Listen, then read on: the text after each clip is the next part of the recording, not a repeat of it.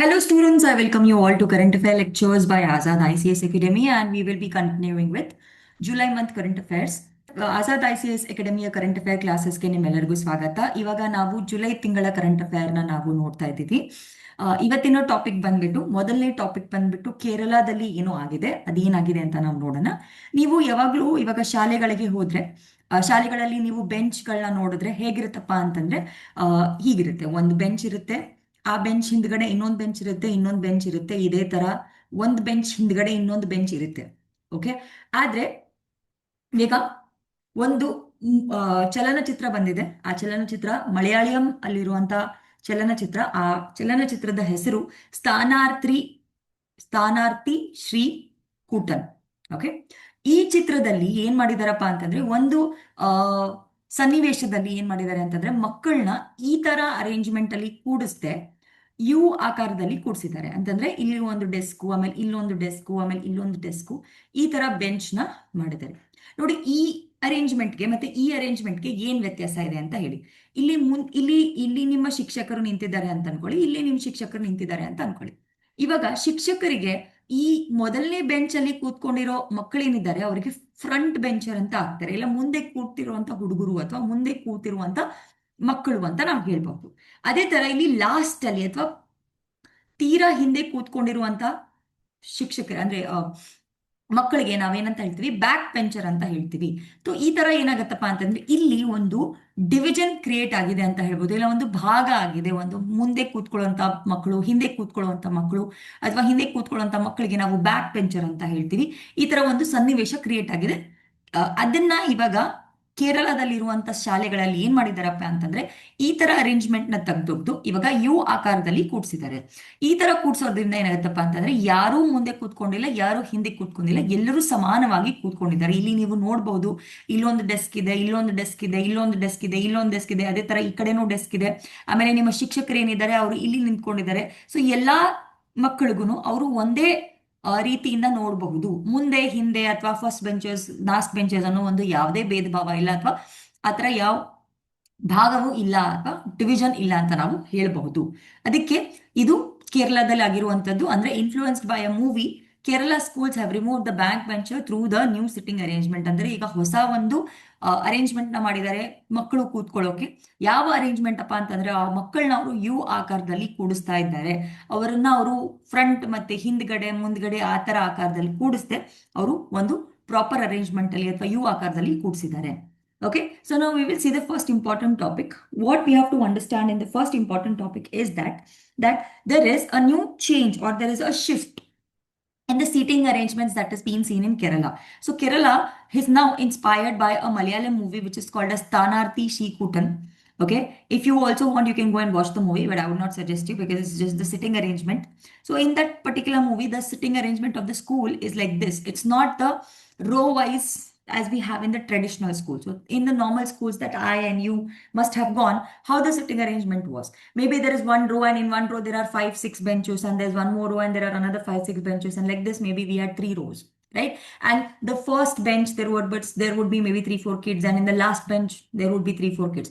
So the people who are sitting in the last were actually called as backbenchers, and they could not pay probably more attention, or the teachers could not look at them in a wider way, right? The person who's sitting in front will get the more attention of the teacher, and the person who's sitting at the back will not get the same attention as the person who's sitting in front. So to avoid this kind of division or this kind of discrimination between the first bench and the last bench, now Kerala, after watching the movie called Stanarthi Shri Kutam, there is one of the scene in which they have made the students sit in the U shape. Now the Kerala school is also implementing a new arrangement wherein they are not going to have any backbenchers. All of them are made to sit in a semicircle or in a U shape. So as it is there in the picture. So what happens here is all the students or the teacher who is standing here is equidistant to all the students, and this is going to eliminate the front bench and back bench concept at all. So like this, what's going to happen here is the students will be able to concentrate more, right? So this is one of the important things that we need to understand here. Okay, so there they are going to break the traditional row based system, and now they are going to come up with what semicircle classroom seating arrangement. This shift aimed to eliminate student hierarchies and promote inclusion and engagement in the learning environment. ನೋಡಿ ಈ ತರ ಮಾಡೋದ್ರಿಂದ ಏನಾಗುತ್ತಪ್ಪ ಅಂತಂದ್ರೆ ಮುಂದೆ ಕೂತ್ಕೊಂಡಿರೋ ಮಕ್ಕಳು ಹಿಂದೆ ಕೂತ್ಕೊಂಡಿರೋ ಮಕ್ಕಳು ಅನ್ನೋ ಯಾವುದೇ ತರವಾದ ಭೇದ ಭಾವ ಇರಲ್ಲ. ಎಲ್ಲರೂ ಅಂದ್ರೆ ಎಲ್ಲಾ ಮಕ್ಕಳನ್ನು ನಾವು ಏನ್ ಮಾಡ್ತಾ ಇದೀವಿ ಅಂತಂದ್ರೆ ಒಂದೇ ತರವಾದ ಫೋಕಸ್ ಅಥವಾ ಅಟೆನ್ಷನ್ ಇರೋದ್ರಿಂದ ಎಲ್ಲ ಮಕ್ಕಳು ಏನ್ ಮಾಡ್ಬೋದು ಅಂದ್ರೆ ಕ್ಲಾಸ್ ಅಲ್ಲಿ ಎಂಗೇಜ್ ಆಗಬಹುದು. ಒಂದು ಚೆನ್ನಾಗಿರುವಂತ ವಾತಾವರಣ, ಕಲಿಯುವಂತ ವಾತಾವರಣನ ನಾವು ಕೊಡ್ಬೋದು. ಅಂತಂದ್ರೆ ಎಂಗೇಜ್ ಮಾಡುವಂತ ವಾತಾವರಣ, ಟೀಚರ್ ಮತ್ತೆ ಸ್ಟೂಡೆಂಟ್ ಒಬ್ಬರಿಗೊಬ್ರು ಎಂಗೇಜ್ ಮಾಡುವಂತ ವಾತಾವರಣನ ನಾವು ಇಲ್ಲಿ ಕೊಡ್ಬೋದು ಈ ತರ ಒಂದು ಅರೇಂಜ್ಮೆಂಟ್ ಇಂದ ಅಂತ ಇಲ್ಲಿ ಹೇಳ್ತಾ ಇದ್ದಾರೆ. ಇವಾಗ ನೋಡಿ, semi circle layout places students in the arc ಅಂತಂದ್ರೆ ಈ ತರ ನೋಡಿ, ಈ ತರ ಆರ್ಕ್ ಇರುತ್ತೆ.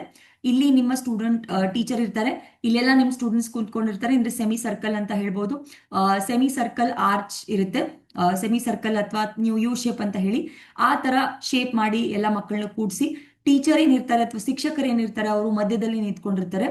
ಈ ತರ ಮಾಡೋದ್ರಿಂದ ಏನಾಗುತ್ತಪ್ಪ ಅಂತಂದ್ರೆ ಎಲ್ಲಾ ಮಕ್ಕಳಿಗೂ ನೋಡಿ ಈ ತರ ಬ್ರೇಕ್ ಮಾಡ್ತಾರೆ, front bencher versus back bencher division.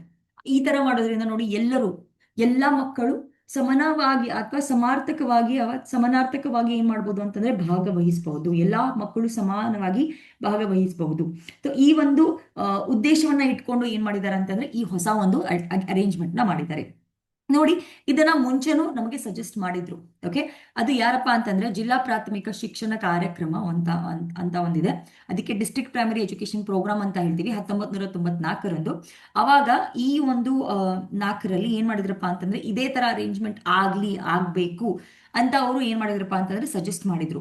ಆದ್ರೆ ಅವಾಗ ಕಾರಣಾಂತರಗಳಿಂದಾನೋ ಅಥವಾ ಯಾವುದೋ ಒಂದು ಕಾರಣಗಳಿಂದಾನೋ ಅದು ಆಗಿರ್ಲಿಲ್ಲ. ಆದ್ರೆ ಇವಾಗ ಏನಾಗಿದೆಪ್ಪ ಅಂತಂದ್ರೆ ಇವಾಗ ಅದನ್ನ ರಿವೈವ್ ಮಾಡಿದ್ದಾರೆ. ಯಾಕೆಂತಂದ್ರೆ ಪಬ್ಲಿಕ್ ಆರ್ಡರ್ ಅಂತಂದ್ರೆ ಪಬ್ಲಿಕ್ ಇನ್ಫ್ಲೂಯೆನ್ಸ್ ಅಂತ, ಯಾಕೆಂದ್ರೆ ಮೂವಿಯಲ್ಲಿ ತೋರಿಸ್ತಾ ಇದ್ದಾರೆ, ಜನ ಅದ್ರ ಬಗ್ಗೆ ಮಾತಾಡ್ತಾ ಇದ್ದಾರೆ. ಈ ತರ ಮಾಡಿದ್ರೆ ಚೆನ್ನಾಗಿರುತ್ತೆ, ಮಕ್ಕಳು ತುಂಬಾ ಜಾಸ್ತಿ ಪಾರ್ಟಿಸಿಪೇಟ್ ಮಾಡ್ತಾರೆ, ಭಾಗವಹಿಸ್ತಾರೆ ಅನ್ನೋ ಒಂದು ಕನ್ಸೆಪ್ಟ್ ಇಟ್ಕೊಂಡು ಏನ್ ಮಾಡ್ತಾ ಇದಾರಪ್ಪ ಅಂತಂದ್ರೆ ಜನ ಇವಾಗ ಜಾಸ್ತಿ ಮಾತಾಡ್ತಾ ಇರೋದ್ರಿಂದ ಕೇರಳದಲ್ಲಿರುವಂತಹ ಶಾಲೆಗಳಲ್ಲಿ ಇದನ್ನ ಇಂಪ್ಲಿಮೆಂಟ್ ಮಾಡಿದ್ದಾರೆ. ಓಕೆ, ಸೊ ಇವಾಗ what exactly happens in this kind of a sitting arrangement is that all the students are made to sit in the arc or a semicircle layout, and the teacher is in the center, and this will make sure that there is no difference and all of them are equally participating, because the teacher is in the center and the teacher is also able to see all the students, and all the students are also able to see the teacher. And like this, what's going to happen here is the teacher will be able to focus on all the students equally, so they will be able to break the backbencher versus the front bencher division. So like this, there will be equal participation. And this was basically suggested by District Primary Education Program in 1994. But maybe that time it was not taken seriously or it was not implemented in a proper way. But now what is happening here is because of the public influence, maybe somebody has seen the movie and most of the people who have seen the movie are maybe discussing that, okay, such a kind of a arrangement must be done, right? So because a lot of people are talking, that's how the Kerala government has now come up with this kind of arrangement. Okay. ನೋಡಿ, what are the helpful things ಅಂದ್ರೆ ಏನಾಗುತ್ತೆ ನೋಡಿ, ಏನಾಗುತ್ತೆ ನೀವು ಈ ತರ ಕೂಡ್ಸೋದ್ರಿಂದ ಏನೇನು ಉಪಯೋಗಗಳಾಗುತ್ತೆ ನಮಗೆ ನೋಡಿ. ಇನ್ಕ್ಲೂಸಿವ್ ಲರ್ನಿಂಗ್ ಎನ್ವೈರ್ಮೆಂಟ್ ಅಂತಂದ್ರೆ ಎಲ್ಲರನ್ನೂ ಕಲಿಯೋಕೆ ನಾವು ವಾತಾವರಣವನ್ನ ಕ್ರಿಯೇಟ್ ಮಾಡ್ತಾ ಇದ್ದೀವಿ. ಈ ತರ ಮಾಡೋದ್ರಿಂದ ನೋಡಿ, ಎನ್ಕರೇಜ್ ಈಕ್ವಲ್ ಅಟೆನ್ಷನ್ ಅಂತಂದ್ರೆ ಎಲ್ಲ ಮಕ್ಕಳು ಏನ್ ಮಾಡ್ತಾರೆ ಅಂತಂದ್ರೆ ಇಷ್ಟಪಟ್ಟು ಅಥವಾ ಏನಂತ ಹೇಳ್ತೀರಿ ಅಟೆನ್ಷನ್ ಕೊಡ್ತಾರೆ ಕ್ಲಾಸ್ ಅಲ್ಲಿ. ಅವ್ರ ಅಕಾಡೆಮಿಕ್ ಪರ್ಫಾರ್ಮೆನ್ಸ್ ಹೇಗಿದೆ, ಅವರು ಫಸ್ಟ್ ಅಲ್ಲಿ ಕೂತ್ರೆ ಚೆನ್ನಾಗಿದ್ದಾರೆ, ಚೆನ್ನಾಗಿ ಓದ್ತಾರೆ, ಅಥವಾ ಬ್ಯಾಕ್ ಬೆಂಚ್ ಅಲ್ಲಿ ಕೂತ್ಕೊಂಡ್ರೆ ಚೆನ್ನಾಗಿ ಓದ್ತಾ ಇಲ್ಲ, ಅವ್ರು ಚೆನ್ನಾಗಿರೋ ಸ್ಟೂಡೆಂಟ್ಸ್ ಇಲ್ಲ, ಅಥವಾ ಗಲಾಟೆ ಮಾಡ್ತಾರೆ, ಆ ತರ ಹುಡುಗರು ಮಾತ್ರ ಬ್ಯಾಕ್ ಬೆಂಚ್ ಅಲ್ಲಿ ಕೂತ್ಕೋತಾರೆ. ಈ ತರ ಒಂದು ಏನಿರುತ್ತಪ್ಪ ಅಂತಂದ್ರೆ ಕಲ್ಪನೆ ಇರುತ್ತೆ ಅಥವಾ ಪರಿಕಲ್ಪನೆ ಇರುತ್ತೆ. ಆ ಕಲ್ಪನೆ ಅಥವಾ ಪರಿಕಲ್ಪನೆನ ನಾವಿಲ್ಲಿ ಏನ್ ಮಾಡ್ತಾ ಇದೀವಿ ಅಂತಂದ್ರೆ ಮುರಿತಾ ಇದ್ದೀವಿ ಅಥವಾ ಹೋಗಿಸ್ತಾ ಇದ್ದೀವಿ ಅಂತ ಹೇಳ್ಬಹುದು. ಯಾಕೆ ಅಂತಂದ್ರೆ ಯಾವುದೇ ಮಕ್ಕಳು ಯಾವುದೇ ತರವಾಗಿ ಪರ್ಫಾರ್ಮೆನ್ಸ್ ಮಾಡ್ಲಿ, ಪರೀಕ್ಷೆಯಲ್ಲಿ ಚೆನ್ನಾಗಿ ಮಾಡ್ಲಿ ಅಥವಾ ಮಾಡದೇ ಇರ್ಲಿ, ಇವಾಗ ನಾವು ಎಲ್ಲರಿಗೂ ಏನ್ ಮಾಡ್ತಾ ಇದೀವಿ ಅಂದ್ರೆ ಸೇಮ್ ಲೆವೆಲ್ ಅಲ್ಲಿ ನೋಡ್ತಾ ಇದೀವಿ. ಯಾರನ್ನು ಫಸ್ಟ್ ಬೆಂಚು ಅಥವಾ ಲಾಸ್ಟ್ ಬೆಂಚು ಅನ್ನೋ ಒಂದು ಭೇದ ಭಾವನ ಮಾಡ್ತಾ ಇಲ್ಲ. ಈ ತರ ನೋಡಿ ಏನಾಗತ್ತೆ ಅಂತಂದ್ರೆ ನಮ್ಮ ಟೀಚರ್ ಮತ್ತೆ ಸ್ಟೂಡೆಂಟ್ ಅಂದ್ರೆ ನಿಮ್ಮ ಶಿಕ್ಷಕರು ಮತ್ತೆ ಅಲ್ಲಿರುವಂತ ಮಕ್ಕಳ ಮಧ್ಯೆ ಇರುವಂತ ಒಂದು ಇಂಟರಾಕ್ಷನ್ ಏನಿದೆ ಅಂತಂದ್ರೆ ಮಾತಾಡೋದು ಏನಿದೆ ಅಥವಾ ಅವ್ರು ಕ್ವಶನ್ ಕೇಳೋದಾಗ್ಲಿ ಅಥವಾ ಹೇಳೋದಾಗ್ಲಿ, ಅದೆಲ್ಲ ಏನಾಗುತ್ತಪ್ಪ ಅಂತಂದ್ರೆ ಅದು ಚೆನ್ನಾಗಾಗುತ್ತೆ. ಇಲ್ಲಿ ನೋಡಿ, teacher remain central, enhance communication and non verbal engagement also ಅಂತಂದ್ರೆ ಇವಾಗ ನೋಡಿ ಏನಾಗುತ್ತೆ, ನಾನೇ ಒಂದು ಟೀಚರ್, ಇವಾಗ ಮುಂದೆ ಕೂತ್ಕೊಂಡಿರುವಂತ ಹುಡುಗರ ಮೇಲೆ ಜಾಸ್ತಿ ನಾವು ಏನ್ ಮಾಡ್ತೀವಪ್ಪ ಅಂತಂದ್ರೆ ನಮ್ಮ ದೃಷ್ಟಿ ಜಾಸ್ತಿ ಅಲ್ಲಿ ಹೋಗುತ್ತೆ. ಹಿಂದ್ಗಡೆ ಕೂತ್ಕೊಂಡಿರುವಂತ ಹುಡುಗರು ಅವ್ರ ಮೇಲೆ ಜಾಸ್ತಿ ನಮ್ಮ ಏನಿದೆ ನಾವು ನೋಡೋದಿಲ್ಲ, ಅಥವಾ ಒಂದೊಂದ್ಸಲ ಏನಾಗುತ್ತೆ ಅಂತಂದ್ರೆ ಮಿಸ್ ಆಗ್ಬಿಡ್ತಾರೆ ಹುಡುಗರು. ಈ ತರ ನಾನ್ ವರ್ಬಲ್ ಕಮ್ಯುನಿಕೇಶನ್ ಏನಿದೆ, ಐ ಟು ಐ ಕಾಂಟ್ಯಾಕ್ಟ್ ಅಂತ ಹೇಳ್ತೀವಿ, ಅದೆಲ್ಲ ಏನಾಗುತ್ತಪ್ಪ ಅಂತಂದ್ರೆ ಮೊದಲ್ ಕೂತ್ಕೊಂಡಿರುವಂತಹ ಹುಡುಗರ ಜೊತೆ ಮಾತ್ರ ಆಗುತ್ತೆ. ಆದ್ರೆ ಈಗ ಯು ಶೇಪ್ ಅಲ್ಲಿ ಕೂಡ್ಸಿರೋದ್ರಿಂದ ಏನಾಗತ್ತಪ್ಪ ಅಂತಂದ್ರೆ ನಾವು ಯಾವ್ದೇ ಮಕ್ಕಳನ್ನ ನೋಡ್ಬೇಕಂತಂದ್ರೂ ಅವ್ರನ್ನ ನಾವು ಡೈರೆಕ್ಟ್ ಆಗಿ ನೋಡಿ ಅವ್ರ ಜೊತೆ ಕರೆಕ್ಟ್ ಆಗಿರುವಂತಹ ಒಂದು ಕಮ್ಯುನಿಕೇಶನ್ ನಾವು ಮಾಡಬಹುದು. ಬೆಟರ್ ಕ್ಲಾಸ್ ರೂಮ್ ಡೈನಾಮಿಕ್ಸ್ ನೋಡಿ, disputed behaviour by removing physical and psychological segregation ಅಂತಂದ್ರೆ ನಾವು ಏನ್ ಮಾಡ್ತೀವಿ, ಮಾನಸಿಕವಾಗಿ ನಾವು ಏನ್ ಸಪರೇಟ್ ಮಾಡಿದೀವಿ, ಮುಂದೆ ಕೂತ್ಕೊಂಡಿರುವಂತಹ ಹುಡುಗರು, ಹಿಂದೆ ಕೂತ್ಕೊಂಡಿರುವಂತಹ ಹುಡುಗರು, ಆ ತರ ಎಲ್ಲವನ್ನು ನಾವು ಏನ್ ಮಾಡ್ತಾ ಇದೀವಿ ಅಂತಂದ್ರೆ ಇಲ್ಲಿ ಮುಗಿಸ್ತಾ ಇದ್ದೀವಿ. ಈ ತರ ಇರುವಂತ ಎಲ್ಲಾ ಕೆಟ್ಟು ಕಲ್ಪನೆಗಳನ್ನ ನಾವು ಇಲ್ಲಿ ಮುಗಿಸ್ತಾ ಇದ್ದೀವಿ. ಅಷ್ಟೇ ಅಲ್ಲದೆ ನೋಡಿ, ಎಲ್ಲಾ ಮಕ್ಕಳಿಗೂ ಒಂದು ಕಾನ್ಫಿಡೆನ್ಸ್ ಬರುತ್ತೆ. ಅಷ್ಟೇ ಅಲ್ಲದೆ ಏನಾಗುತ್ತಪ್ಪ ಅಂತಂದ್ರೆ ನೋಡಿ, ಒಬ್ಬರ ಜೊತೆ ಇನ್ನೊಬ್ರು, ಒಬ್ಬ ಸ್ಟೂಡೆಂಟ್ ಇನ್ನೊಬ್ಬ ಸ್ಟೂಡೆಂಟ್ ಜೊತೆ ಕಲಿಯೋದು, ಅದು ಏನಾಗುತ್ತೆ, ಜಾಸ್ತಿ ಆಗುತ್ತೆ. Children will become more willing to participate. ಜಾಸ್ತಿ ಪ್ರಶ್ನೆಗಳನ್ನ ಕೇಳಕ್ ಸ್ಟಾರ್ಟ್ ಮಾಡ್ತಾರೆ, ಒಬ್ಬರನ್ನ ಒಬ್ರು ಹೆಲ್ಪ್ ಮಾಡಕ್ಕೆ ಸ್ಟಾರ್ಟ್ ಮಾಡ್ತಾರೆ, ಇದೆಲ್ಲವೂ ಆಗಕ್ಕೆ ಸ್ಟಾರ್ಟ್ ಆಗುತ್ತೆ. ಆಮೇಲೆ ಅಷ್ಟೇ ಅಲ್ಲದೆ psychological well being, create a friendly less space for students who have feel otherwise sideline ಅಂತಾನೆ ನೋಡಿ, ಹಿಂದೆ ಕೂತ್ಕೊಂಡಿರೋ ಹುಡುಗರನ್ನ ನಾವು ಬಿಟ್ಟಿದೀವಿ, ಅಥವಾ ಅವ್ರಿಗೆ ಟೀಚರ್ಗೆ ನಮ್ಮ ಮೇಲೆ ಯಾವುದೇ ತರವಾದ ಕಾಳಜಿ ಇಲ್ಲ, ಈ ತರ ಎಲ್ಲ ಕಲ್ಪನೆಗಳೇನಿವೆ ಅವೆಲ್ಲ ಏನಾಗುತ್ತಪ್ಪ ಅಂದ್ರೆ ಇಲ್ಲಿ ಹೊರಟು ಹೋಗುತ್ತೆ. ಯಾಕೆಂತಂದ್ರೆ ನಾವು ಎಲ್ಲಾ ಸ್ಟೂಡೆಂಟ್ಸ್ನು ಒಂದೇ ರೀತಿಯಲ್ಲಿ ಅಥವಾ ಒಂದೇ ಫ್ರೆಂಡ್ಲಿ ರೀತಿಯಲ್ಲಿ ನಾವು ನೋಡ್ತಾ ಇರೋದ್ರಿಂದ ಎಲ್ಲ ಸ್ಟೂಡೆಂಟ್ಸ್ಗೂ ಒಂದು ಚೆನ್ನಾಗಿರುವಂತ ಫೀಲಿಂಗ್ ಬರುತ್ತೆ, right? So what are the important things that are going to happen when you make the students sit in such a kind of a situation? It is very important that they will all have an inclusive learning environment. All of them will be able to pay equal attention irrespective of the academic performance. See, what they say here is the people who sit in the back bench do not study, or they are very talkative students, or they are very, what you mean to say, not good in study students, or maybe they are very mischievous. Such a kind of a notion is already there, right? So such kind of things will all now come down. Okay, and the interaction between the teacher and the students will also improve, because even though, see, even though I'm not talking to you personally, but I keep looking at you. If you're sitting in the first bench, my eye to eye contact with the first bench students is more than the people who are sitting in the last bench students. So it's not just about the verbal engagement, it's also about the non-verbal engagement that I have, right? And also that will also become much better when all the students are sitting in U shape and if I can see all of them. Okay, better classroom dynamics. It will reduce the disputed behavior or disruptive behavior. Okay, and it will remove all the psychological segregation that is there, and it will build the confidence of the kids also. So the peer learning, maybe they can learn with the person who's sitting just beside him and more in detail, and they will ask more questions. They'll start helping each other. So all the psychological thing that if we are sitting in the back bench, that means we are not good at studies, or we are talkative, or we are very mischievous. All such kind of things will not be there when you actually sit in such a kind of an environment, right? So this is all for first important topic. Now we will see the second important topic. Second important topic is Operation Mahadev. ಇವಾಗ ಎರಡನೇ important topic ಯಾವ್ದಪ್ಪ ಅಂತಂದ್ರೆ operation Mahadev. ನಮ್ಮೆಲ್ಲರಿಗೂ ಗೊತ್ತಿರುವ ತರ April ಅಲ್ಲಿ ಏನಾಗಿತ್ತಪ್ಪ ಅಂತಂದ್ರೆ ಪೆಹಲ್ಗಾಮ್ ಅಲ್ಲಿ ಟೂರಿಸ್ಟ್ ಯಾರು ಹೋಗಿದ್ರು, ಅಂದ್ರೆ ಪ್ರವಾಸಿಗರು ಯಾರು ಹೋಗಿದ್ರು, ಅವರನ್ನ ಒಂದು 28 ಭಾರತೀಯರನ್ನ ಪಾಕಿಸ್ತಾನ್ ಅಲ್ಲಿರುವಂತ ಟೆರರಿಸಂ ಅಂದ್ರೆ ಭಯೋತ್ಪಾದಕರು ಏನ್ ಮಾಡಿದ್ರಪ್ಪ ಅಂತಂದ್ರೆ ಸಾಯಿಸಿದ್ರು, ಅವರು ದಾಳಿಯನ್ನ ಮಾಡಿದ್ರು. ಆ ದಾಳಿಯನ್ನ ಮಾಡಿರುವ ಹಿಂದೆ ಇರುವಂತ ಮಾಸ್ಟರ್ ಮೈಂಡ್ ಯಾರಿದ್ದಾರೆ, ಅವರ ಮೇಲೆ ನಮ್ಮ ಭಾರತದ ಸೇನೆ ಏನ್ ಮಾಡಿದೆಪ್ಪ ಅಂತಂದ್ರೆ ಇವಾಗ ಅವರ ಮೇಲೆ ಅವ್ರನ್ನ ಎನ್ಕೌಂಟರ್ ಮಾಡಿದೆ. ಅದಕ್ಕೆ ಅದ್ರ ಹಿಂದ್ಗಡೆ ಇರುವ ಮಾಸ್ಟರ್ ಮೈಂಡ್ ಅನ್ನ ನಾವು ಎನ್ಕೌಂಟರ್ ಮಾಡಿದೀವಿ. ಇದು ನಮ್ಮ ಆಪರೇಷನ್ ಮಹಾದೇವ್. ನೋಡಿ, ಅದಕ್ಕೆ ನಾವು ನಮ್ಮ ರಕ್ಷಣೆ ಅಂದ್ರೆ ಸ್ವಯಂ ರಕ್ಷಣೆಗೋಸ್ಕರ ನಾವು ಆರ್ಟಿಕಲ್ 51, ಯುನೈಟೆಡ್ ನೇಷನ್ ಆರ್ಟಿಕಲ್ 51 ಪ್ರಕಾರ ನಾವು ಆಪರೇಷನ್ ಸಿಂಧೂರನ್ನು ಕೂಡ ನಡೆಸಿದ್ವಿ. ಆದ್ರೆ ನಮಗೆ ಅವಾಗ ಯಾರು ಎಕ್ಸಾಕ್ಟ್ಲಿ ಈ ಭಯೋತ್ಪಾದಕ ಇವೆಂಟ್ ಅನ್ನ ಮಾಡಿದ್ರು ಅವ್ರು ಸಿಕ್ಕಿರ್ಲಿಲ್ಲ. ಇವಾಗ ಅದ್ರ ಹಿಂದ್ಗಡೆ ಇರುವಂತ ಮಾಸ್ಟರ್ ಮೈಂಡ್ ಯಾರಿದ್ದಾರೆ ಅವರನ್ನ ನಾವು ಏನ್ ಮಾಡಿದೀವಿಪ್ಪ ಅಂತಂದ್ರೆ ನಮ್ಮ ಭಾರತ ದೇಶದ ಸೇನೆಯವರು ಅವರನ್ನ ಎನ್ಕೌಂಟರ್ ಮಾಡಿದ್ದಾರೆ. ಸೊ ಅದೇ ನಮ್ಮ operation Mahadev. Operation Mahadev carried out by Indian army. ಎಲ್ಲಿಯಪ್ಪ ನಡೀತಾ ಇದು ಅಂತ ಅದನ್ನು ಹೇಳ್ತೀರಿ. ನೋಡಿ, ಇಲ್ಲಿ ಏನ್ ಹೇಳ್ತಾರೆ ಅಂತಂದ್ರೆ ಅಲಾಂಗ್ 2 other ಟೆರರಿಸ್ಟ್ ಅಂತಂದ್ರೆ ದ ಮಾಸ್ಟರ್ ಮೈಂಡ್ ಯಾರಿದ್ದಾರೆ ಅಂದ್ರೆ ಯಾರು ಮೇಜರ್ ಆಗಿ ಅಥವಾ ಯಾರು ಈ ಒಂದು ದಾಳಿಯನ್ನ ಹೇಳಿದ್ರು ಅಥವಾ ಅದ್ರ ಹಿಂದ್ಗಡೆ ಇರುವಂತ ಮುಖ್ಯ ಪ್ರಮುಖ ವ್ಯಕ್ತಿ ಯಾರು, ಅವರ ಜೊತೆಗೆ ಇನ್ನು 2 ಭಯೋತ್ಪಾದಕರನ್ನ ನಾವೇನ್ ಮಾಡಿದೀವಿ ಅಂತಂದ್ರೆ ಅವರು ಯಾರ ಜೊತೆಗೆ ಇದ್ರಪ್ಪ ಅಂತಂದ್ರೆ ಯಾವ ಸಂಸ್ಥೆಗೆ ಕನೆಕ್ಟ್ ಆಗಿದ್ರ ಅಂತಂದ್ರೆ ಲಷ್ಕರೆ ತಾಯ್ಬಾನ್. ಓಕೆ, ಲಷ್ಕರೆ ತಾಯ್ಬಾ ಈ ಒಂದು organisation, terrorist organisation master mind ಮತ್ತೆ ಅಲ್ಲಿರುವಂತ ಭಯೋತ್ಪಾದಕರನ್ನ ನಾವು ಏನ್ ಮಾಡಿದೀವಿ ಅಂತಂದ್ರೆ ಎನ್ಕೌಂಟರ್ ಮಾಡಿದೀವಿ. ಎಲ್ಲಿ ಎನ್ಕೌಂಟರ್ ಮಾಡಿದೀವಿ ಅಂತಂದ್ರೆ ನೋಡಿ, ಭಾರತದಲ್ಲಿ ಇರುವಂತಹ ದಾಚಿಗಾಮ್ ನ್ಯಾಷನಲ್ ಪಾರ್ಕ್ ಅಥವಾ ದಾಚಿಗಾಮ್ ರಾಷ್ಟ್ರೀಯ ಉದ್ಯಾನವನದ ಬಳಿ ಇರುವ ಅರಣ್ಯದಲ್ಲಿ ಇವರನ್ನ ನಾವೇನ್ ಮಾಡಿದೀವಿ ಅಂತಂದ್ರೆ ಎನ್ಕೌಂಟರ್ ಮಾಡಿದ್ದೀವಿ. So what is operation Mahadev? So we all are aware that in the month of April around 28 people were killed in Pahalgam. Okay, when they had this is Pahalgam is a very nice, beautiful place where you have a lot of terrorism. I mean, tourist. It is a tourism place, and a lot of people who went there, and they were enjoying there. And now you see that the people of that particular place, they were killed when these people went there, right? So they were actually killed by terrorism, and we are now saying that in Operation Mahadev we have basically encountered, I mean, we as in here the Indian Army and the Jammu Kashmir police have eliminated the mastermind behind the Pahalgam attack. Not just that, we have also killed two more terrorists who were affiliated to or who were in association with Lashkar-e-Taiba. Where is this particular encounter happening? It has happened near the forest that was present near the Dachigam National Park, which is in Jammu Kashmir, right?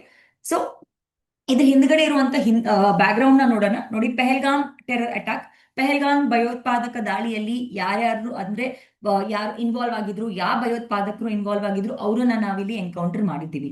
Date ಯಾವಾಗ ಆಗಿತ್ತಪ್ಪ ಅಂದ್ರೆ ನೋಡಿ, 22 April 2025 ಅಲ್ಲಿ ಆಗಿತ್ತು. ಎಲ್ಲಾಗಿತ್ತಪ್ಪ ಅಂತಂದ್ರೆ ಇದು ಬೈಸರನ್ ಮೆಡ್ಯೂಸ್ ಅಂತ ಹೇಳ್ತೀವಿ. Okay, ಅದಕ್ಕೆ ಅಲ್ಲಿ ಪೆಹಲ್ಗಾಮ್ ಅಲ್ಲಿ ಮತ್ತೆ ಜಮ್ಮು ಕಾಶ್ಮೀರ ಅಲ್ಲಿ ಇದು ಆಗಿತ್ತು. ಇನ್ಸಿಡೆಂಟ್ ನೋಡಿ ಏನಾಗಿತ್ತಪ್ಪ ಅಂತಂದ್ರೆ, ಟೆರರಿಸ್ಟ್ ಅವರು ಅಥವಾ ಭಯೋತ್ಪಾದಕರು ಪ್ರವಾಸಿಗರ ಮೇಲೆ ಹೊಂಚು ದಾಳಿ ನಡೆಸಿ ಒಂದು 28 ಜನರನ್ನ ಅವ್ರು ಏನ್ ಮಾಡಿದ್ರಪ್ಪ ಅಂತಂದ್ರೆ ಕೊಂದಿದ್ರು. ನಾನು ಇದನ್ನ ಆಲ್ರೆಡಿ ಹೇಳಿದ್ದೀನಿ, ಒಂದು 28 ಪ್ರವಾಸಿಗರನ್ನ ಅವರು ಕೊಂದಿದ್ರು. ಭಯೋತ್ಪಾದಕರು ಏನ್ ಮಾಡಿದ್ರಪ್ಪ ಅಂತಂದ್ರೆ ಟೆರರಿಸಂ ಅಟ್ಯಾಕ್ ಮಾಡಿದ್ರು ಅಥವಾ ಭಯೋತ್ಪಾದನೆಯನ್ನ ಮಾಡಿದ್ರು ಅಂತ ಹೇಳ್ಬೋದು, ಅಥವಾ ಅವರನ್ನ ಕೊಂದಿದ್ರು. ಅದಕ್ಕೋಸ್ಕರ ಈ ಒಂದು ಆಪರೇಷನ್ ಮಹಾದೇವ್ನ ನಾವು ಮಾಡ್ಬೇಕಾಯ್ತು. ಇವಾಗ ನೋಡಿ, ಲಷ್ಕರ್ ಎ ತಾಯ್ಬಾ ಎಂದು ಶಾಖೆಯಾದ ರೆಸಿಸ್ಟೆಂಟ್ ಫ್ರಂಟ್. ಓಕೆ, ನೋಡಿ ಇದಕ್ಕೆ ಏನಂತ ಹೇಳ್ತೀವಿ ನಾವು? ರೆಸಿಸ್ಟೆಂಟ್ ಫ್ರಂಟ್ ಅಂತ ಹೇಳ್ತೀವಿ. ದ ರೆಸಿಸ್ಟೆಂಟ್ ಫ್ರಂಟ್, ಅದಕ್ಕೆ ಇಂಗ್ಲಿಷ್ ಅಲ್ಲಿ ನಾವು TRF ಅಂತಾನು ಹೇಳ್ತೀವಿ. ಈ ಒಂದು ಆರ್ಗನೈಸೇಷನ್ಗೆ ಬಿಲಾಂಗ್ ಆಗ್ತಾ ಇರುವಂತ ಭಯೋತ್ಪಾದಕರು ಇವರು.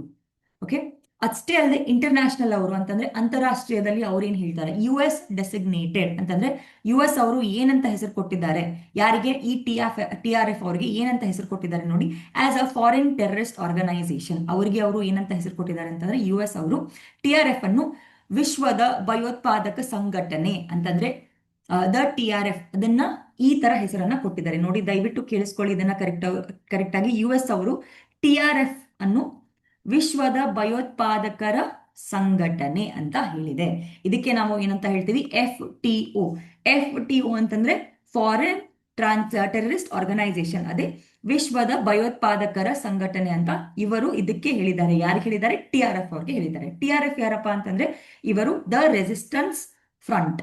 ಓಕೆ, ದ ರೆಸಿಸ್ಟೆಂಟ್ ಫ್ರಂಟ್ ಯಾರಪ್ಪ ಅಂತಂದ್ರೆ ಈ ಲಷ್ಕರ್ ಎ ತಾಯ್ಬಾ ಅಲ್ಲಿರುವಂತ ಜನರಿಗೆ ಏನಿದ್ದಾರೆ, ಇನ್ನೊಂದು ಹೆಸರು ಏನಿದೆಯಪ್ಪ ಅಂತಂದ್ರೆ ದ ರೆಸಿಸ್ಟೆಂಟ್ ಫ್ರಂಟ್ ಅಂತ ಇದೆ. ಈ ರೆಸಿಸ್ಟೆಂಟ್ ಫ್ರಂಟ್ ಅನ್ನ US ಅವರು ಏನಂತ ಹೇಳಿದ್ದಾರೆ? ಇವರು ವಿದೇಶ ಭಯೋತ್ಪಾದಕರ ಸಂಘಟನೆ ಅಂತ ಹೇಳಿದ್ದಾರೆ. ಮತ್ತು ವಿಶೇಷವಾಗಿ ಏನಂತ ಗುರುತುಪಡಿಸಿದ್ದಾರೆ ಇವರನ್ನ ಅಂತಂದ್ರೆ ನೋಡಿ, ಜಾಗತಿಕ ಭಯೋತ್ಪಾದಕ ಗುಂಪು ಅಂತಾನು ಕೂಡ ಇವರನ್ನ ಗುರುತಿಸಿದ್ದಾರೆ. ನೋಡಿ, ಇಷ್ಟೇ ಅಲ್ಲದೆ ಇನ್ನೊಂದು ಹೆಸರನ್ನ ಕೂಡ ಇವ್ರಿಗೆ ಕೊಟ್ಟಿದ್ದಾರೆ. ಏನಪ್ಪಾ ಅಂತಂದ್ರೆ designated as a global terrorist group ಅಂತಂದ್ರೆ ನೋಡಿ, ಜಾಗತಿಕ ಭಯೋತ್ಪಾದಕರ ಗುಂಪು ಎಂದವೂ ಕೂಡ ಇವ್ರು ಏನ್ ಮಾಡಿದ್ದಾರೆ ಅಂತಂದ್ರೆ ಗುರುತಿಸಿದ್ದಾರೆ. ಈ ಎಲ್ಲಾ ವಿಷಯಗಳು ತುಂಬಾ ಇಂಪಾರ್ಟೆಂಟ್ ಆಗುತ್ತೆ ನಮ್ಗೆ. TRF ಅಂದ್ರೆ ಏನು ಅಥವಾ FTO ಅಂದ್ರೆ ಏನು, ಇದೆಲ್ಲವೂ ನಿಮ್ಗೆ ಗೊತ್ತಿರಬೇಕು. Okay, so what is the back ground behind this Pahalgam attack? I think all of us are very clear. ನೀವೆಲ್ಲರೂ ಕರೆಂಟ್ ಅಫೇರ್ಸ್ ಓದ್ತಾ ಇದ್ದೀರಾ ಅನ್ಕೊಂಡಿದ್ದೀನಿ. ಆದ್ರೂ ಇಲ್ಲಿ ಒಂದು ಸ್ವಲ್ಪ ಇನ್ಫಾರ್ಮೇಶನ್ ನಾನು ಇಲ್ಲಿ ಕೊಟ್ಟಿದ್ದೀನಿ. ಏನಪ್ಪಾ ಅಂತಂದ್ರೆ ನೋಡಿ, ಈ ಭಯೋತ್ಪಾದಕ ಇವೆಂಟ್ ಏನಿದೆ ಅದು, ಅಥವಾ what happen was in Pahalgam attack that was on 22nd April 2025 in the Baisaran Meadows, which is there in Pahalgam, which is basically in Jammu Kashmir. In this, there was a terrorist who ambushed the tourism and they killed around 28 people. They just, came and killed 28 people. And we all know now who is claiming or who is claim of responsibilities. Means who are the people who are responsible for this. This is called the resistant front. An offshoot of Lashkar-e-Taiba. Means Lashkar-e-Taiba is a terrorist organization, we know, and one part of it is the resistant front. The resistant front is a main responsible person or main responsible group which is basically involved in this particular attack. Okay, so US also has, or international response also has been seen for this particular thing. That is nothing but US has designated this particular TRF as the foreign terrorist organization. So they have told that this is a foreign terrorist organization, and they've also given a special designated a designation such as global terrorist group as well. So they are telling that this is a global terrorist group. Apart from this, we have to know a little bit more about this particular India's response. ನೋಡಿ ಭಾರತ ಯಾವ ತರ respond ಮಾಡಿತ್ತು ಅಂತ ನೋಡಿ, ಅವರು ಏನ್ ಮಾಡಿದ್ರು ಅಂತಂದ್ರೆ ಆಪರೇಷನ್ ಸಿಂಧೂರ್ ಮಾಡಿದ್ರು ಸೆಲ್ಫ್ ಡಿಫೆನ್ಸ್ ಅಲ್ಲಿ ಆರ್ಟಿಕಲ್ 21 ಆಫ್ UN ಚಾರ್ಟರ್ ಅಂತಂದ್ರೆ UN ಚಾರ್ಟರ್ ನ ಕೆಳಗಡೆ 51ನೇ ವಿಧಿಯ ಪ್ರಕಾರ ನಮ್ಮ ಸ್ವಯಂ ರಕ್ಷಣೆಗೆ ಭಾರತವು ಏನ್ ಮಾಡಿತ್ತಪ್ಪ ಅಂತಂದ್ರೆ ಆಪರೇಷನ್ ಸಿಂಧೂರ್ ಅನ್ನೋದನ್ನ ಕಂಡಕ್ಟ್ ಮಾಡಿದ್ರು. ಇದ್ರ ಬಗ್ಗೆ ನೀವು ಆಲ್ರೆಡಿ ನೋಡಿದ್ದೀರಾ, ಕೇಳಿದ್ದೀರಾ. ಇವಾಗ ನೋಡಿ ಯಾಕೆ ಇಂಪಾರ್ಟೆಂಟ್ ಆಗುತ್ತೆ ನಮ್ಮ ಜಾಗ್ರಫಿ ಪಾಯಿಂಟ್ ಆಫ್ ವ್ಯೂ ಇಂದ ಯಾಕಿದು ಇಂಪಾರ್ಟೆಂಟ್ ಆಗುತ್ತೆ ನೋಡಿ. ಸೋನಾ ಮಾರ್ಗ್ ಟನಲ್ ಅಂದ್ರೆ ಝೆಡ್ ಮೋರ್ ಟನಲ್ ಅಂತಾನು ಹೇಳ್ತೀವಿ, ಅದಕ್ಕೆ ಸೋನಾ ಮಾರ್ಗ್ ಸುರಂಗ ಅಥವಾ ಝೆಡ್ ಮೋರ್ ಸುರಂಗ ಅಂತಾನು ಹೇಳ್ತೀವಿ. ಅಫಿಷಿಯಲ್ ನೇಮ್ ಬಂದ್ಬಿಟ್ಟು ಏನಪ್ಪಾ ಅಂದ್ರೆ ಝೆಡ್ ಮೋರ್ ಟನಲ್. ಇದರ ಉದ್ದ ಎಷ್ಟು ಇದೆ ಅಂತಂದ್ರೆ 12 ಕಿಲೋಮೀಟರ್ ಉದ್ದವಾಗಿದೆ. ಇದು ಒಂದು ಮೇನ್ ಸುರಂಗ ಅಂತ ಹೇಳಬಹುದು. ಓಕೆ, ಇದೇನ್ ಮಾಡುತ್ತಪ್ಪ ಅಂತಂದ್ರೆ ರೋಡ್ ಕೆಳಗಡೆ ಕಡೆಗೆ ಕರ್ಕೊಂಡು ಹೋಗುತ್ತೆ. ಇವಾಗ ಯಾಕೆ ಇಷ್ಟು ಇಂಪಾರ್ಟೆನ್ಸ್ ಇದೆ, ಯಾಕೆ ಇದನ್ನ ನಾವು ಪ್ರೊಟೆಕ್ಟ್ ಮಾಡಬೇಕು ಅನ್ನೋದನ್ನ ನೋಡಿ. ಸ್ಟ್ರಾಟಜಿಕ್ ಇಂಪಾರ್ಟೆನ್ಸ್ ಅಂತ ಹೇಳ್ತೀವಿ. ಪ್ರತಿ ಒಂದು ಋತುವಲ್ಲಿ, ಯಾವುದೇ ಋತುವಲ್ಲಿ ಅಥವಾ ಸರ್ವ ಋತು ಅಂತ ಹೇಳ್ಬಹುದು ನೋಡಿ, ಸರ್ವ ಋತು ಸಂಪರ್ಕವನ್ನು ಒದಗಿಸುತ್ತದೆ. ಎಲ್ಲಿಂದ ಎಲ್ಲಿಗೆ ನೋಡಿ, Srinagar and Sonmarg on the route to Leh ಅಂದ್ರೆ ಲೇಗೆ ಹೋಗುವ ಮಾರ್ಗದಲ್ಲಿ ನಮ್ಮ ಶ್ರೀನಗರ್ ಮತ್ತು ಸೋನ್ ಮಾರ್ಗ ನಡುವೆ ಸರ್ವ ಋತು ಸಂಪರ್ಕವನ್ನು ಒದಗಿಸುತ್ತೆ. ನೋಡಿ ಇವಾಗ ಏನಾಗುತ್ತೆ ಅಂದ್ರೆ ಚಳಿಗಾಲಲ್ಲಿ ಸ್ನೋ ಬೀಳುತ್ತೆ ಅಲ್ಲಿ. ಓಕೆ, ಸ್ನೋ ಬಿದ್ದಾಗ ಏನಾಗುತ್ತೆ, ನಾವು ಓಡಾಡಕ್ಕೆ ಆಗಲ್ಲ. ಆದ್ರೆ ಈ ಸುರಂಗ ಏನಿದೆ, ಆ ಸುರಂಗದ ಮಾರ್ಗದಿಂದ ನಾವ್ ಏನ್ ಮಾಡ್ಬೋದಪ್ಪ ಅಂತಂದ್ರೆ ಶ್ರೀನಗರ್ ಮತ್ತೆ ಸೋನ್ ಮಾರ್ಗದಿಂದ ಹೋಗಿ ನಾವು ಲೇಗೆ ಆರಾಮಾಗಿ ಹೋಗಬಹುದು. ಓಕೆ, ಇಲ್ಲದಿದ್ರೆ ಏನಾಗತ್ತಪ್ಪ ಅಂತಂದ್ರೆ ನೋಡಿ, ಝೆಡ್ ಶೇಪ್ಡ್ ರೋಡ್ ಇದೆ. ಬೈಪಾಸ್ ರೋಡ್ ಹೇಗಿದೆ ಅಂತಂದ್ರೆ ಜಿಗ್ಜ್ಯಾಕ್ ರೋಡ್ ಇದೆ, ಈ ತರ ರೋಡ್ ಇದೆ. ಆಮೇಲೆ ಎವಲಾಂಚ್ ಪ್ರೋನ್ ಸೆಕ್ಷನ್. ಎವಲಾಂಚ್ ಅಂತಂದ್ರೆ ಗುಡ್ಡಗಳಿವೆ, ಗುಡ್ಡಗಳ ಮೇಲಿಂದ ಏನಾದ್ರೂ ಬೀಳ್ತಾ ಇರಬಹುದು, ಆದ್ರೆ ಲ್ಯಾಂಡ್ ಸ್ಲೈಡ್ ಆಗ್ತಾ ಇರ್ಬೋದು, ಇಲ್ಲ ಎವಲಾಂಚ್ ಆಗ್ತಾ ಇರ್ಬೋದು. ಅಂತ ಒಂದು ಪ್ರದೇಶ, ಅಂತ ಒಂದು ರೋಡ್ ಅನ್ನ ನಾವು ದಾಟಿ ಬೈಪಾಸ್ ಮಾಡಿ ನಾವು ಕರೆಕ್ಟ್ ಆಗಿರುವಂತ ರೋಡ್ ಮಧ್ಯೆನೆ ನಾವು ಹೋಗಬಹುದು. ಎಲ್ಲಿಗೆ? ಲೇಗೆ. ಎಲ್ಲಿಂದ? ನಮ್ಮ ಝೆಡ್ ಮೋರ್ ಟನಲ್ ಅಥವಾ ಸುರಂಗ ಅಥವಾ ಸೋನ್ ಮಾರ್ಗ್ ಟನಲ್ ಅಂತಾನು ನಾವು ಇದಕ್ಕೆ ಹೇಳ್ತೀವಿ. ನೋಡಿ, ಕಟ್ಸ್ ಟ್ರಾವೆಲ್ ಟೈಮ್ ಬಿಟ್ವೀನ್ ನೋಡಿ Gangagiri and Sonmarg from several hours of 15 minutes ಅಂತಂದ್ರೆ ಏನಾಗುತ್ತೆ ಅಂತಂದ್ರೆ ಕೆಲವು ಗಂಟೆ ಅಥವಾ 15 ನಿಮಿಷ ನಾವು ಏನ್ ಮಾಡ್ಬೋದು, ಬೇಗವಾಗಿ ಹೋಗಬಹುದು. ಓಕೆ, ಬೂಸ್ಟ್ ಕನೆಕ್ಟಿವಿಟಿ. ಇವಾಗ ಈ ಒಂದು ಟನಲ್ ಏನಿದೆ ಇದ್ರ ಜೊತೆಗೆ ನಾವು ಜೋಜಿಲಾ ಟನಲ್ ಅಂತ ಹೇಳ್ತೀವಿ ಅಥವಾ ಜೋಜಿಲಾ ಸುರಂಗ್ ಅಂತ ಹೇಳ್ತೀವಿ. ಅದು ನಮಗೆ 14.2 ಕಿಲೋಮೀಟರ್. ಇದನ್ನ ನಾವು ಮಾಡ್ತಾ ಇದ್ದೀವಿ, ಇನ್ನೂ ಅಂಡರ್ ಕನ್ಸ್ಟ್ರಕ್ಷನ್ ಇದೆ, ಇನ್ನೂ ಕಂಪ್ಲೀಟ್ ಆಗಿಲ್ಲ. ಇದನ್ನು ನಾವು ಮಾಡ್ತಾ ಇದ್ದೀವಿ. ಅದು ಒಂದು 2028ರಲ್ಲಿ ಕನೆಕ್ಟ್ ಮುಗಿಯುತ್ತೆ ಅಂತ ಅನ್ಕೊಳ್ತಾ ಇದೀವಿ. ಈ ಎಲ್ಲವೂ ಟುಗೆದರ್ ಏನಾಗುತ್ತೆ ಅಂತಂದ್ರೆ ಈ ಜೋಜಿಲಾ ಟನಲ್ ಮತ್ತೆ ಝೆಡ್ ಮೋರ್ ಟನಲ್ ಅಥವಾ ಝೆಡ್ ಮೋರ್ ಸುರಂಗ ಮತ್ತೆ ಜೋಜಿಲಾ ಸುರಂಗ ಎರಡು ಕೂಡಿ ನಮ್ಗೆ ಏನ್ ಮಾಡತ್ತಪ್ಪ ಅಂತಂದ್ರೆ ಜಂಟಿಯಾಗಿ ನಮ್ಗೆ ಲೆಂತ್ ಅನ್ನ ಅಥವಾ ಟೈಮ್ ಅನ್ನ ರಿಡ್ಯೂಸ್ ಮಾಡುತ್ತೆ. ನೋಡಿ, route length between Srinagar and Leh ಎಷ್ಟು ಕಡಿಮೆ ಆಗುತ್ತಪ್ಪ ಅಂತಂದ್ರೆ ಇವಾಗ ನಾವು 90 ಕಿಲೋಮೀಟರ್ ಇದೆ, ಇವಾಗ 43 ಕಿಲೋಮೀಟರ್ಗೆ ಏನಾಗುತ್ತಪ್ಪ ಅಂದ್ರೆ ಕಡಿಮೆ ಆಗುತ್ತೆ. ಆಮೇಲೆ ನಮ್ಮ ವೆಹಿಕಲ್ ಅಂದ್ರೆ ನಮ್ಮ ವಾಹನದ ಸ್ಪೀಡ್ ಏನಿದೆ, ವೇಗ ಏನಿದೆ, ಅದು ಜಾಸ್ತಿ ಆಗುತ್ತೆ. ಇವಾಗ ನಾವು ಬರೀ 30 ಕಿಲೋಮೀಟರ್ ಪರ್ ಅವರ್ ಸ್ಪೀಡ್ಗೆ ಹೋಗಬಹುದು, ಆದ್ರೆ ಆಮೇಲೆ ನಾವು 70 ಕಿಲೋಮೀಟರ್ ಪರ್ ಅವರ್ ಸ್ಪೀಡ್ಗೆ ನಾವು ಹೋಗಬಹುದು. ಇದಷ್ಟೇ ಅಲ್ಲದೆ ಅದೇನಾಗುತ್ತಪ್ಪ ಅಂತಂದ್ರೆ NH ಅಂದ್ರೆ national highway 1 connectivity between Srinagar and Ladakh ಏನಾಗುತ್ತೆ ಅದಕ್ಕೆ ಕನೆಕ್ಟ್ ಆಗುತ್ತೆ. ಅಂದ್ರೆ ಚೆನ್ನಾಗಿರುವಂತ ಒಂದು ಕನೆಕ್ಷನ್ ಕೊಡುತ್ತೆ ಈ ಒಂದು ಟನಲ್. ಓಕೆ, ಇದು ಇಂಪಾರ್ಟೆಂಟ್ ಆಗುತ್ತೆ ಈ ಒಂದು ಟಾಪಿಕ್ಗೆ important, I mean, ಸಂಬಂಧವಾಗಿ. Okay, so what is the importance of this? Now see, there is an important tunnel which is called as Son Marg tunnel. The official name is also called as Z-Mode tunnel. Now the length of this particular tunnel is 12 kilometers. Okay, now what will happen here is this is going to reduce a lot of time that we are traveling in this kind of a very disaster prone zone, because if you see, it is bypassing the Z-shaped or avalanche prone section. Now it is going to give a better connectivity between the Srinagar and the Son Marg on the route to Leh. So the way you have to go to Leh, from the route that you have to go to Leh, before that, instead of going it in different zigzag way, you can go in a straight way. It will also boost the connectivity. So what happens here is, if there is one more tunnel that has been built, which is known as Zojila tunnel. Okay, if we are able to complete this, now this is under construction, and if we are able to complete this by 2028, I think both these tunnels are going to reduce the amount of distance that we are going to travel. It is going to get reduced from 49 kilometers to 43 kilometers. Not just that, the average speed of the vehicle will also increase from 30 kilometers to 70 kilometers. It is going to give a proper connectivity between Srinagar to Ladakh, right? So this is all about Operation Mahadev. What is it exactly, right? So I will stop here today. Thank you so much for your patience. I will see you again tomorrow with 2 or 3 more topics. Thank you everyone. ಇವತ್ತು ನಾನು ಇಲ್ಲಿಗೆ stop ಮಾಡ್ತೀನಿ. ಮತ್ತೆ ನಾಳೆ ನಿಮಗೆ 2 ಟಾಪಿಕ್ಗಳನ್ನ ತಗೊಂಡ್ ಬರ್ತೀನಿ. ಏನಾದರೂ ಸಜೆಷನ್ಸ್ ಇದ್ರೆ ಅಥವಾ ನಿಮಗೆ ಏನಾದರೂ ನಾನು ಕ್ಲಾಸಲ್ಲಿ ಇನ್ನೂ ಚೆನ್ನಾಗಿ ಮಾಡಬಹುದು ಅಂತ ಅನ್ಸಿದ್ರೆ ದಯವಿಟ್ಟು ಅದನ್ನ ಕಾಮೆಂಟಲ್ಲಿ ಹಾಕಿ. ನಾನು ಅದನ್ನ ಓದಿ ಅದ್ರ ಪ್ರಕಾರನೇ ಚೆನ್ನಾಗಿ ಕ್ಲಾಸಸ್ನ ಇನ್ನೂ ಸ್ವಲ್ಪ ಚೆನ್ನಾಗಿ ಕ್ಲಾಸಸ್ನ ತಗೊಂಡ್ ಬರೋಕ್ಕೆ ಪ್ರಯತ್ನವನ್ನ ಪಡ್ತೀನಿ. ಅಲ್ಲಿವರೆಗೂ ನೀವೆಲ್ಲರೂ ಚೆನ್ನಾಗಿರಿ. Thank you so much.